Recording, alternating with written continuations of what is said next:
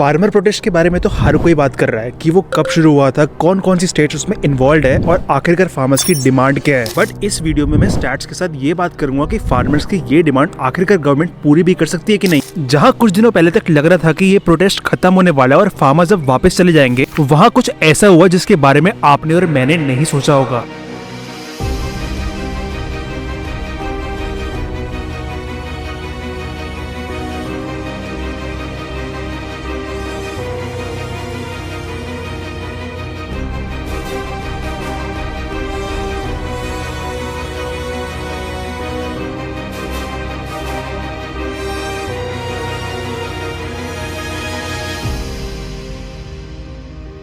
इस टाइम पे 250 से ज्यादा किसान यूनियंस दिल्ली मार्च के लिए निकले हुए हैं, इस उम्मीद में कि एक दिन उनकी आवाज सुनी जाएगी और गवर्नमेंट उनकी डिमांड पूरी कर देगी। फार्मर्स की एमएसपी को लेकर तो एक डिमांड है जिसके बारे में आप सबको पता होगा, बट उनकी एक और मेजर डिमांड है जिसके बारे में मैं आज बात करने लगा हूँ। वो डिमांड है कि इंडिया में जिन फार्मर्स की एज 60 से ज्यादा है उन सबको गवर्नमेंट की तरफ से पेंशन दी जाए। और स्टैट्स के अकॉर्डिंग अगर आपको पता ना हो तो बता दो कि इंडिया में 1.5 करोड़ फार्मर्स ऐसे हैं जिनकी एज 60 से ज्यादा है। और अगर गवर्नमेंट ने फार्मर्स की ये डिमांड मान ली तो इसमें उनका 1.5 लाख करोड़ का एक्सपेंडिचर होगा, और वो भी सिर्फ 1 महीने का। साथ ही साथ एमएसपी या मिनिमम सपोर्ट प्राइस जिसकी गारंटी वाला लॉ फार्मर्स डिमांड कर रहे हैं, अगर फार्मर्स की वो डिमांड गवर्नमेंट ने सुन ली तो गवर्नमेंट के अकॉर्डिंग उसमें उनका 10 लाख करोड़ का खर्चा होगा, और वो एक्सपेंस उनके एनुअल बजट का 25% है।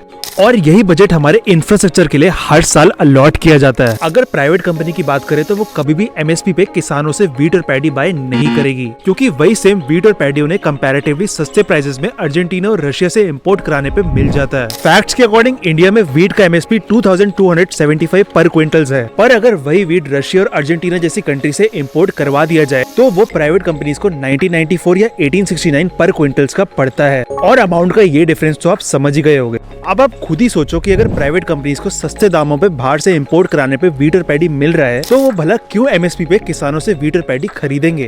पर मेन मुद्दा ये है कि सिर्फ पंजाब, हरियाणा और यूपी के फार्मर्स ही एक्टिवली क्यों प्रोटेस्ट कर रहे हैं। As per reports and factual data, Punjab, Haryana और यूपी के कई पार्ट्स में वीट और पैडी की कल्टीवेशन सबसे ज्यादा होती है, और जिस स्टेट में जितना ज्यादा प्रोडक्शन होता है उतना एमएसपी उन्हें अलॉट भी किया जाता है। और गवर्नमेंट का कहना है कि साल दर साल जैसे जैसे एमएसपी को बढ़ाया जा रहा है उतना ही बर्डन गवर्नमेंट और टैक्स पेयर्स की जेबों पर आ रहा है। और गवर्नमेंट का कहना है कि अगर इसका परमानेंट सोल्यूशन नहीं निकाला गया तो हमारा देश एक इकोनॉमिक क्राइसिस की तरफ बढ़ सकता है। इसलिए गवर्नमेंट ने फार्मर्स को 3 दालें जो कि उड़द, तूर और मसूर की है, उनके साथ साथ कॉटन और मेज उगाने का भी प्रपोजल दिया था कि वो ये 5 चीजें भी उगाया करे, बट फार्मर्स ने गवर्नमेंट का ये प्रपोजल सीधा सीधा रिजेक्ट कर दिया।